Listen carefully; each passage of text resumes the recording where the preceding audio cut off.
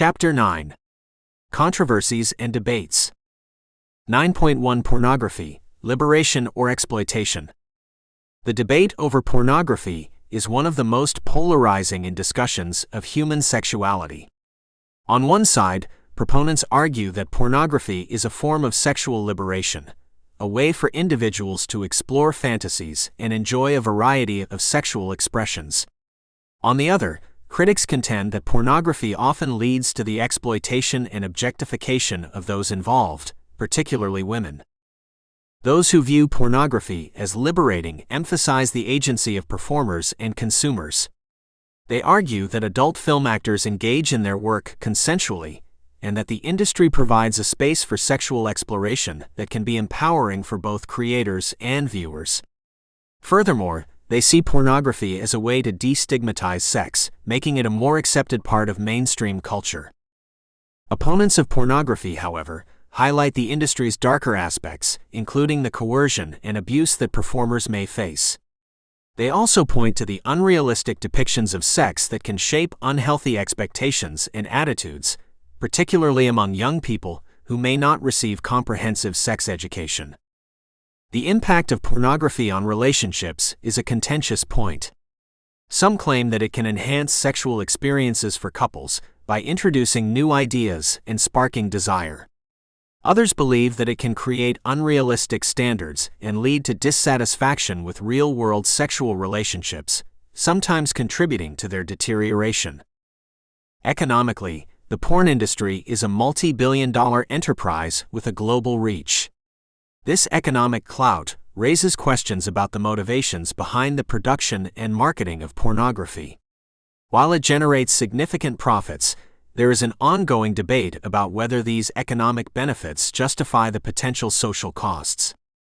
The legal landscape surrounding pornography is complex and varies by region. In some areas, the production and distribution of pornography are heavily regulated or outright banned, while in others, the industry operates with relative freedom. These legal differences reflect broader societal views on the role and acceptability of pornography. The rise of the Internet has made pornography more accessible than ever before, which has intensified the debate. With just a few clicks, individuals can access a vast array of pornographic material, which raises concerns about the potential for addiction and the desensitization to sexual violence. The feminist perspective on pornography is not monolithic. There is a wide range of views within the movement. Some feminists see pornography as a medium that can celebrate female sexuality and agency, while others critique it as inherently misogynistic and degrading. The debate extends to the psychological effects of pornography consumption. Some psychologists assert that pornography can be part of a healthy sexual life, while others link it to negative outcomes such as increased anxiety about sexual performance and the reinforcement of harmful stereotypes. Concerns about the influence of pornography on societal attitudes towards sex are prevalent. The portrayal of certain acts and dynamics, particularly those involving domination or violence, can perpetuate harmful behaviors and normalize the objectification of individuals, contributing to a culture that disrespects consent and equality. The debate over pornography as a force for liberation versus exploitation is multifaceted, touching on issues of consent, industry ethics, personal and societal impact, legality, and psychological effects. This controversy encapsulates the complexities of modern sexuality, reflecting the tensions between individual freedom and social responsibility. As this debate continues, it remains a critical conversation in understanding the evolving landscape of human sexual expression. 9.2 The Politics of Reproductive Rights. The politics of reproductive rights is a highly charged topic that intersects with legal, moral, and social dimensions of society. It encompasses the debate over an individual's right to access contraception, abortion, and reproductive health services. These rights are fundamental to controlling one's reproductive health and, by extension, one's life and future. Reproductive rights advocates argue that access to contraception and abortion are essential components of healthcare. They maintain that individuals should have the autonomy to make decisions about their own bodies, including whether and when to have children. This perspective is rooted in the principles of personal freedom and privacy. Opponents of abortion often base their views on religious or moral beliefs, contending that the rights of the unborn should be protected. They advocate for restrictions or bans on abortion, often promoting alternatives such as adoption. This viewpoint emphasizes the sanctity of life from conception onwards. The availability of and access to contraception is another facet of reproductive rights. Advocates highlight that effective contraception reduces the need for abortion by preventing unintended pregnancies. They push for comprehensive sex education and easy access to a range of contraceptive methods as part of standard healthcare. The political landscape of reproductive rights varies widely across the globe. In some countries, abortion is legal and accessible, while in others, it is heavily restricted or illegal, even in cases of rape, incest, or danger to the mother's life. These legal disparities can lead to significant inequalities in health outcomes and economic opportunities. The debate over reproductive rights often involves discussions about government funding for reproductive health services. Supporters argue that public funding ensures that all individuals, regardless of income, can access necessary services. Critics, however, often oppose the use of taxpayer dollars for procedures or services they find morally objectionable. Women's health advocates point out that restrictions on reproductive rights disproportionately affect marginalized populations, including the poor, young people, and ethnic minorities. They argue that without access to reproductive health services, these groups face higher rates of unintended pregnancies and associated health complications. The politics of reproductive rights is also entwined with gender equality. Control over reproductive decisions is seen as a prerequisite for the empowerment of women and their full participation in society. When women can plan if and when to have children, they have more opportunity to pursue education and careers. In many societies, the discourse around reproductive rights is shifting to include the experiences and needs of transgender and non-binary individuals. The conversation is broadening to ensure that all people, regardless of gender identity, have access to the reproductive care they need. International bodies such as the United Nations have weighed in on the politics of reproductive rights, often framing them as an issue of human rights. These organizations advocate for reproductive rights to be protected and respected as part of the global commitment to human dignity and equality. The politics of reproductive rights is a deeply complex and emotive issue that reflects broader societal values and conflicts. The debate touches on individual autonomy, ethical considerations, social justice, and gender equality. The way societies navigate this issue will continue to have profound implications for the health and well-being of individuals around the world. 9.3 Sexual orientation and gender identity debates. Debates surrounding sexual orientation and gender identity are some of the most contentious in the discourse on human sex and sexuality. These debates focus on the rights, recognition, and acceptance of individuals who identify as lesbian, gay, bisexual, transgender, queer, or questioning LGBTQ+. Views on these issues vary widely, with arguments often rooted in differing interpretations of science, religion, and human rights. Proponents of LGBTQ+ rights argue for the recognition of sexual orientation and gender identity as inherent, non-changeable aspects of an individual. They advocate for equal rights and protections under the law, including anti-discrimination policies, the right to marry, and access to gender-affirming healthcare.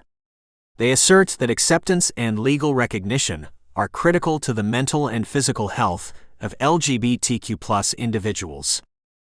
Opponents often cite religious or traditional beliefs to argue against the normalization of LGBTQ+ identities. They may view non-heterosexual orientations and non-cisgender identities as incompatible with their values or as a threat to social or family structures. In some cases, these views lead to support for practices like conversion therapy, which has been widely discredited by medical professionals. The discussion on gender identity, particularly the rights and recognition of transgender individuals, is a major aspect of contemporary debates. Activists emphasize the importance of self-identification and the right to transition, both socially and medically, as essential to the well-being of transgender people.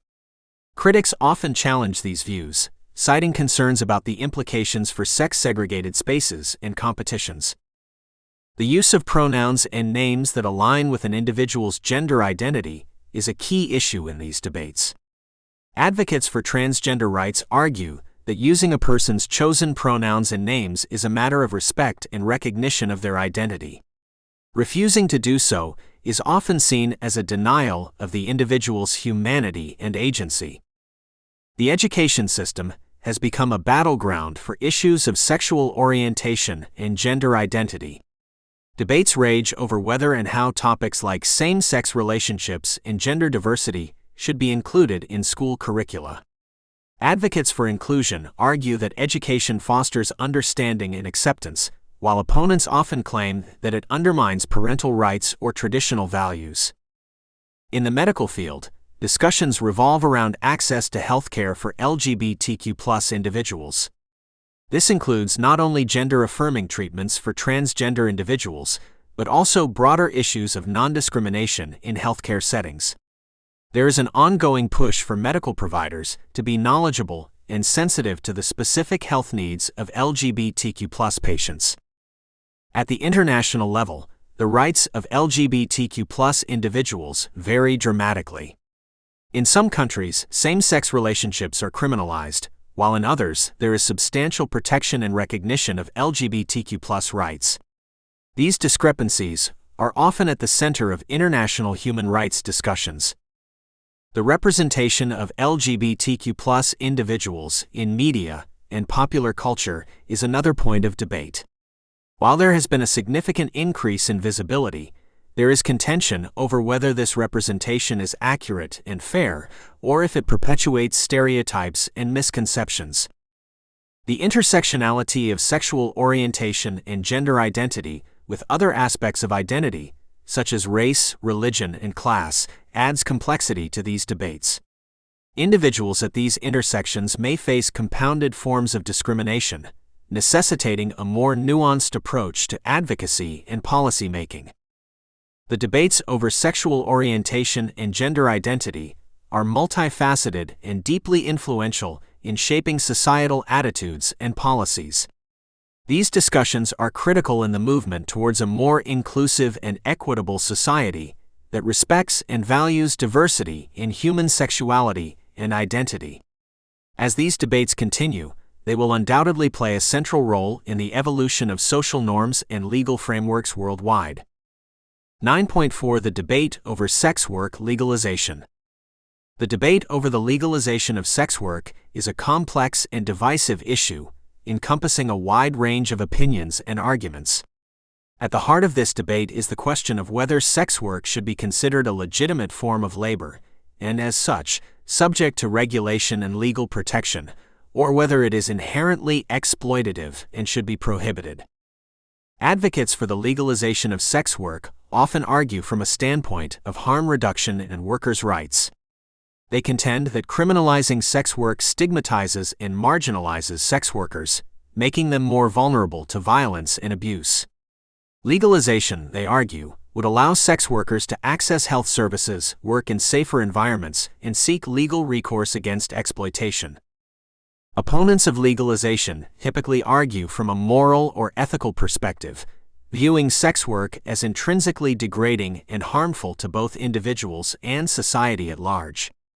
They often advocate for the Nordic model, which criminalizes the purchase of sex but not the selling of it, aiming to reduce demand and support individuals to exit sex work.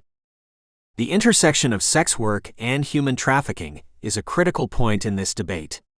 While proponents of legalization maintain that a regulated industry could help to combat trafficking by bringing the sector out of the shadows, opponents assert that legalization could actually increase trafficking by normalizing the purchase of sex and providing cover for traffickers. Economic arguments are also presented, with proponents suggesting that legalization could bring substantial tax revenue and economic empowerment for sex workers. Opponents counter that the commodification of bodies should not be a source of government revenue, and that economic arguments do not address the moral implications of sex work. Public health is another facet of the debate. Legalization advocates argue that it would improve the health of sex workers by mandating regular health checks and making it easier to access healthcare services. Critics worry that legalization could lead to public health risks, although evidence from places where sex work is legal suggests that regulated environments can improve health outcomes. The personal autonomy of sex workers is often cited by proponents of legalization, who argue that individuals have the right to make choices about their bodies and labor. They emphasize that many sex workers choose their profession freely and should be allowed to work without fear of legal repercussions. The question of whether sex work can be a freely made choice is a contentious one. Opponents often argue that socioeconomic factors such as poverty, addiction, and lack of education can coerce individuals into sex work, making the choice less than fully consensual. The impact of legalization on wider societal attitudes towards sex and gender equality is also debated. Some worry that legalization may lead to the further objectification of women and reinforce gender stereotypes. Others believe that it could lead to a more open and healthy attitude toward sex. In jurisdictions where sex work has been legalized or decriminalized, the results have been mixed, providing ammunition for both sides of the debate.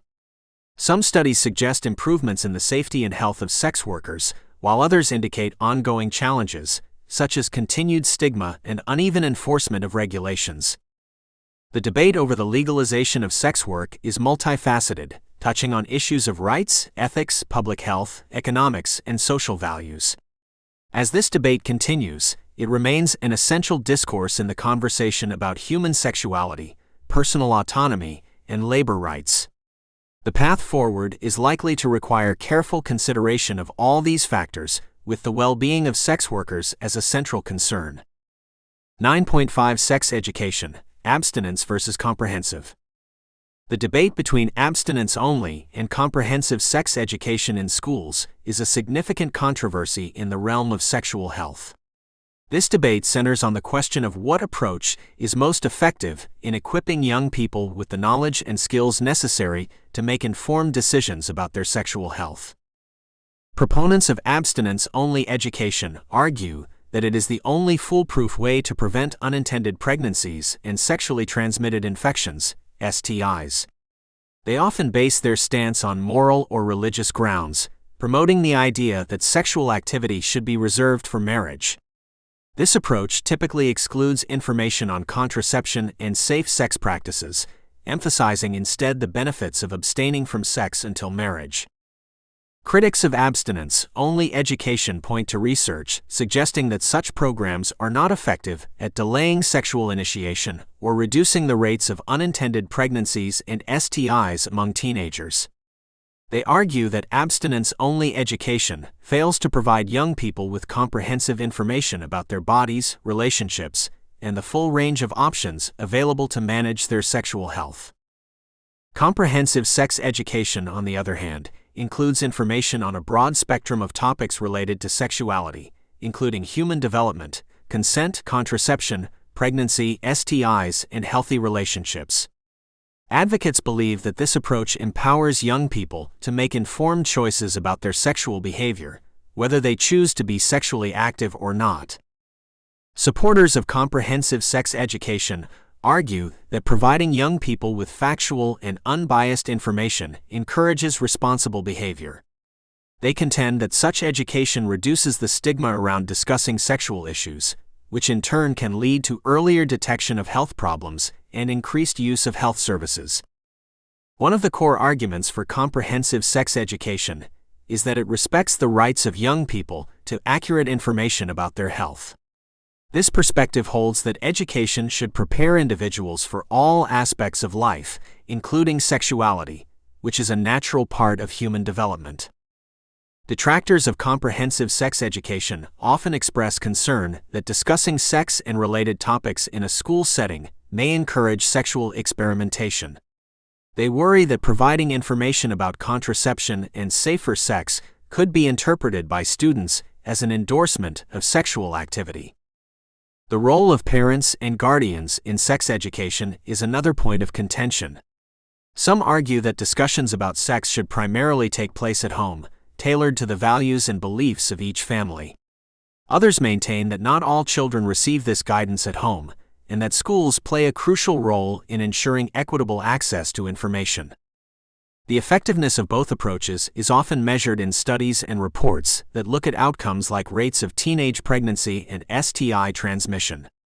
While some studies suggest that comprehensive sex education is more effective at reducing these rates, others show mixed results, fueling ongoing debate.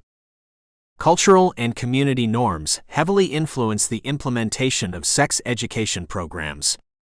In some regions, conservative values predominate, favoring abstinence-only education, while in others, there is more support for a comprehensive approach reflecting a diverse set of values and beliefs. The international perspective on sex education varies significantly, with some countries adopting nationwide comprehensive programs and others having no formal sex education at all. This global disparity in sex education reflects the complex interplay between health, education, culture, and politics. The debate over sex education in schools is a reflection of broader societal debates about health, morality, and the role of education in preparing young people for adulthood. Whether advocating for abstinence-only or comprehensive sex education, both sides express a common goal: to support the well-being and healthy development of young individuals as they navigate the complexities of sexuality. 9.6 Censorship and Sexuality. The relationship between censorship and sexuality is a contentious topic that sits at the intersection of freedom of expression, morality, and social norms. Censorship in this context refers to the suppression of sexual content, whether in media, literature, art, or public discourse. The motivations for censorship are varied and can stem from a desire to protect social mores, prevent perceived moral corruption, or shield certain groups, such as children, from sexually explicit material. Advocates for censorship of sexual content often argue from a moral standpoint. They believe that exposure to explicit material can be detrimental to individuals and society, leading to the erosion of traditional values and encouraging behavior that they deem inappropriate or harmful. This perspective is frequently rooted in religious or cultural beliefs about the sanctity of sexuality and its appropriate expression. Opponents of censorship contend that it infringes on freedom of speech and personal liberties. They argue that adults should be free to consume any sexual content, as long as it involves consenting parties and does not harm others. The suppression of sexual expression, they maintain, is a form of control that limits personal autonomy and the exploration of human sexuality. The impact of censorship on sexual education and awareness is a significant concern. By limiting access to information about sexuality, censorship can lead to ignorance and misinformation, potentially increasing the risks of unintended pregnancy and sexually transmitted infections. Comprehensive knowledge about sexuality is seen as a cornerstone of public health and individual well-being. In the realm of art and entertainment, the censorship of sexual content can stifle creativity and the exploration of complex themes related to human sexuality. Artists and creators often use sexual imagery to challenge societal norms, provoke thought, and explore the human condition. Censorship can limit the audience's exposure to diverse perspectives and narratives. The Internet has significantly complicated the landscape of censorship and sexuality. With vast amounts of sexual content available online, governments and institutions struggle to balance the ideals of an open internet with the desire to regulate access to material deemed inappropriate or harmful. Debates around censorship also touch on the legal implications of sexual content, particularly concerning the protection of minors. There is widespread agreement that child pornography should be censored and aggressively policed, but there is less consensus on how to handle content that is not illegal but may be considered objectionable by some. The enforcement of censorship can vary dramatically, with some countries implementing strict controls and others adopting a more laissez-faire approach. These differences often reflect broader societal attitudes towards sexuality and individual rights. Censorship of sexual content can have the unintended effect of making the censored material more appealing through the phenomenon known as the Streisand effect. This can lead to increased curiosity and desire for the forbidden content, potentially undermining the goals of the censorship itself. The conversation around censorship and sexuality is further complicated by issues of consent and exploitation. While there is a clear imperative to censor content that exploits individuals, there is a more nuanced debate over material that some may find offensive but is produced and consumed by consenting adults. The debate over censorship and sexuality is ongoing and multifaceted, reflecting deep societal divisions over morality, rights, and the role of government in regulating personal behavior. As societies evolve and new forms of media emerge, the discourse on what constitutes acceptable sexual content and who gets to make that determination continues to be a significant and challenging conversation. 9.7 Consent and Power Dynamics. The discourse around consent and power dynamics is central to contemporary conversations about sexual ethics and rights. Consent is the affirmative, conscious, and voluntary agreement to engage in sexual activity.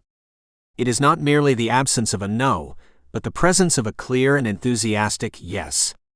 Understanding consent and navigating power dynamics is crucial for healthy sexual interactions and relationships.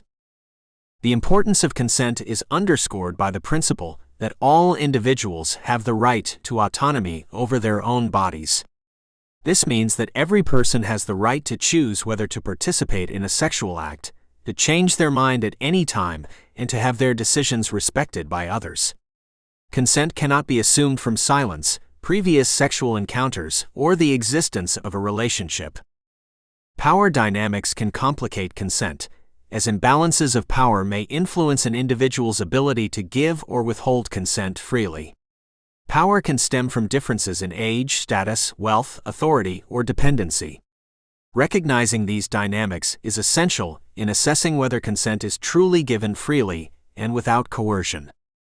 Educational efforts are increasingly focused on teaching about consent from a young age. Programs aim to instill an understanding of boundaries and respect, emphasizing that consent is a necessary component of all physical interactions, not just sexual ones. These efforts seek to create a culture where the norms around consent are understood and internalized. Institutional environments, such as workplaces or universities, often have explicit policies regarding consent and power dynamics. These policies serve to protect individuals from sexual harassment and abuse, making it clear that any sexual activity must involve clear and willing participation from all parties involved. The concept of informed consent involves understanding the potential risks and consequences of a sexual encounter. This includes knowledge of sexually transmitted infections, pregnancy, and the emotional impact of sexual activity. Informed consent is about making sure all parties are fully aware and understand what they are agreeing to. The #MeToo movement has brought renewed attention to the issues of consent and power dynamics, particularly in exposing how individuals in positions of power can abuse that power to coerce or force others into sexual acts. The movement has highlighted the need for societal change in addressing and preventing sexual misconduct. The legal definition of consent varies by jurisdiction, but there is a growing trend toward affirmative consent laws, which require clear and positive communication between parties. These laws are designed to protect individuals from sexual assault and to foster a clearer understanding of what constitutes consensual sex.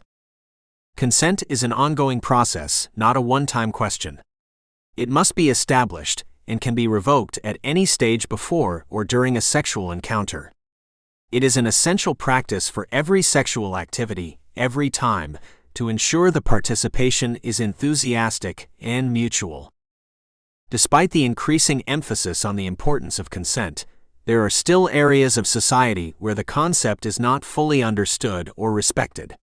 Ongoing education, open dialogue, and cultural change are required to ensure that the principles of consent become embedded in all sexual encounters. Consent and power dynamics are fundamental to the ethics of sexual interactions. A clear understanding and practice of consent ensure that all parties are engaging in sexual activities as equals, with mutual respect and understanding. The conversation about consent is evolving, reflecting a broader societal shift towards recognizing and upholding the rights and dignity of every individual in their sexual lives. 9.8 Sexual Health Policy and Access. Sexual health policy and access are critical components of public health that address the availability and quality of sexual healthcare services. These policies are designed to ensure that individuals have the information and means to lead healthy sexual lives. The debate surrounding sexual health policy often revolves around what services should be provided, who should have access to them, and how they should be funded. Advocates for comprehensive sexual health policies argue that such measures are essential for preventing sexually transmitted infections, STIs, unintended pregnancies, and providing necessary care and support for sexual health concerns. They emphasize the need for services such as STI testing and treatment, contraception, fertility treatments, and safe abortion services to be readily accessible to all segments of the population. Opposition to expansive sexual health policies often arises from moral, religious, or budgetary concerns. Critics may argue against the use of public funds for services they find morally objectionable, such as contraception and abortion. There is also debate about whether certain services encourage sexual behavior that some individuals or groups disapprove of. Sexual health access is also a matter of equity and justice. Disparities in access to sexual health services can disproportionately affect marginalized groups, such as racial and ethnic minorities, LGBTQ+ individuals, and those with lower socioeconomic status. Advocates push for policies that address these disparities to ensure that sexual health services are equitable and do not perpetuate existing social inequalities. In the realm of education, sexual health policy includes advocating for comprehensive sex education in schools. Proponents argue that equipping young people with accurate information about sexual health, relationships, and consent is a public health imperative. Opponents may argue for more restrictive curricula that focus on abstinence or that align with specific religious or cultural values.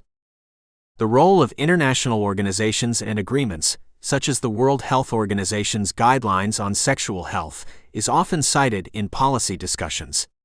These global standards can influence national policies, although implementation varies widely depending on local laws and cultural norms. The integration of sexual health services with other healthcare provision is a topic of debate. Some argue for specialized sexual health clinics, while others advocate for the incorporation of sexual health into primary healthcare settings to reduce stigma and provide more holistic care.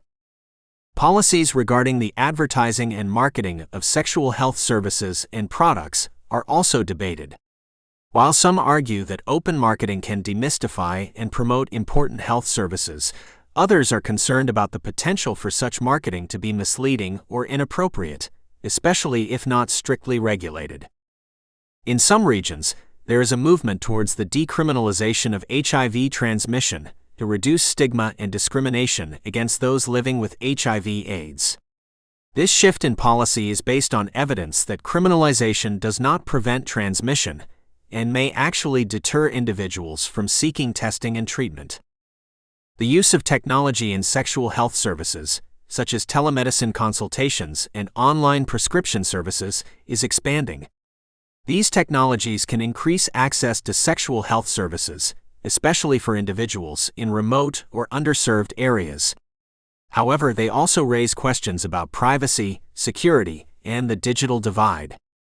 Sexual health policy and access are vital issues that reflect a society's commitment to the health and well-being of its citizens. While there is broad consensus on the importance of sexual health, debates continue about the specifics of policy and access.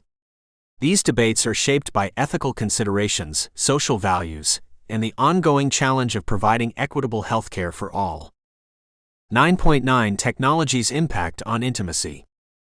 The advent of technology has significantly altered the landscape of human intimacy, bringing both opportunities and challenges to how individuals connect and interact with each other.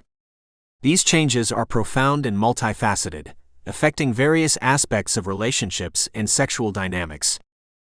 One of the most significant impacts of technology on intimacy is the way it has expanded the avenues for meeting potential partners.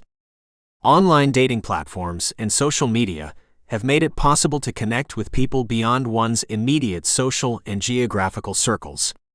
While these tools have facilitated relationships for many, they have also introduced questions about the depth and quality of connections formed in the digital realm. The ease of communication afforded by technology can enhance intimacy for some couples, allowing them to stay connected even when physically apart. Instant messaging, video calls, and social media provide a continuous link between partners, which can strengthen their bond. However, the omnipresence of technology can also lead to issues such as the blurring of work-life boundaries and the pressure to be constantly available, potentially leading to stress and conflict. Technology has also revolutionized sexual intimacy through the advent of sexting, virtual reality porn, and remotely controlled sex toys. These innovations offer new ways to experience pleasure and maintain sexual connections over distances. Yet, they raise concerns about privacy, the potential for addiction, and the substitution of technology for human touch and physical presence. The permanence and shareability of digital content pose risks to privacy and consent in intimate relationships. The non-consensual distribution of intimate images, often referred to as revenge porn, is a significant violation that can have devastating personal consequences. This has prompted legal and social discussions about consent in the digital age. Cybersecurity is a crucial consideration in the context of digital intimacy. As individuals share more personal information online, the risk of data breaches and identity theft increases. Ensuring the security of personal communications and data is a growing concern for many engaged in online relationships. For some, technology has created opportunities to explore aspects of their sexuality and identity in ways that were not previously possible. Online communities and forums can provide a safe space for individuals to learn, express, and connect with others who share similar sexual interests or questions about their identity. The proliferation of online pornography has shifted sexual expectations and norms. While it can serve as a source of education and exploration, there is debate about its influence on sexual behavior, the development of sexual tastes, and the impact on relationships when consumption becomes excessive or compulsive. The anonymity afforded by technology can be a double-edged sword. It can allow individuals to explore their sexuality without fear of judgment, but it can also enable harmful behaviors, such as cyberbullying and sexual harassment, to occur with a perceived lower risk of accountability. Technology's role in infidelity has become a topic of concern, with digital platforms providing new means for pursuing extramarital affairs. The definition of infidelity itself is evolving, as emotional affairs and online-only relationships challenge traditional notions of what it means to be unfaithful. Technology's impact on intimacy is profound and ongoing. It has transformed the ways in which people connect, communicate, and express their sexuality. While technology offers new possibilities for intimacy, it also presents challenges that must be navigated with care. Understanding and adapting to these changes is crucial for fostering healthy and fulfilling relationships in the modern world. 9.10 Future Ethical Challenges in Sexuality. As society advances, ethical challenges in the realm of sexuality are expected to become increasingly complex. These challenges will span across the integration of technology in sexual practices, the evolving understanding of consent, reproductive rights, and the negotiation of privacy in an increasingly digital world. The future of sexuality and relationships may see the rise of artificial intelligence and robotics playing a more significant role. Sex robots and virtual reality are on the cusp of becoming mainstream, presenting ethical questions about the nature of human relationships and the potential for objectification or replacement of human partners. The implications for human intimacy and connection will be a subject of intense ethical scrutiny. Advances in reproductive technologies, such as gene editing and designer babies, will raise ethical considerations regarding the extent to which we can and should control the biological aspects of procreation. The possibility of selecting for specific traits in offspring challenges concepts of acceptance, diversity, and what it means to lead an authentic life. The concept of consent is likely to become even more nuanced with these technological advancements. The line between coercion and voluntary participation may blur with the introduction of sophisticated virtual environments and persuasive technologies, necessitating a re-evaluation of what constitutes informed and voluntary consent. Privacy concerns are paramount as sexual data becomes more intertwined with technology. The potential for data exploitation increases with the use of smart devices and platforms that track sexual activity or preferences. Ensuring the protection of this sensitive information will be a critical challenge for legal and ethical frameworks. The globalization of sexuality, facilitated by the Internet, raises ethical questions about cultural imperialism and the imposition of one set of sexual norms over another. Respecting cultural diversity while advocating for universal human rights will continue to be a delicate balance. The impact of pornography and its consumption is an ongoing debate that is likely to intensify. As the production and accessibility of pornography become more sophisticated, ethical discussions will focus on its influence on sexual expectations, relationships, and the potential for addiction.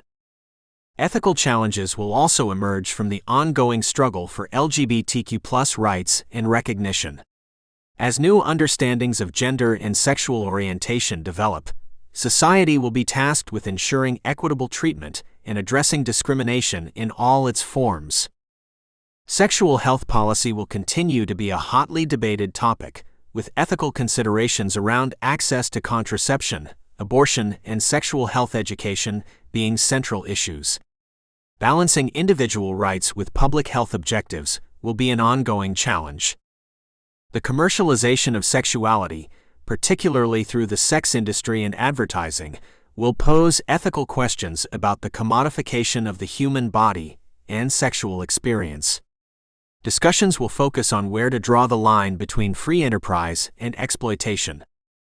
The future ethical challenges in sexuality will require thoughtful consideration and dialogue across a wide spectrum of society. These issues will touch on the core of human experience and will necessitate a careful balance between innovation, personal freedom, and social responsibility.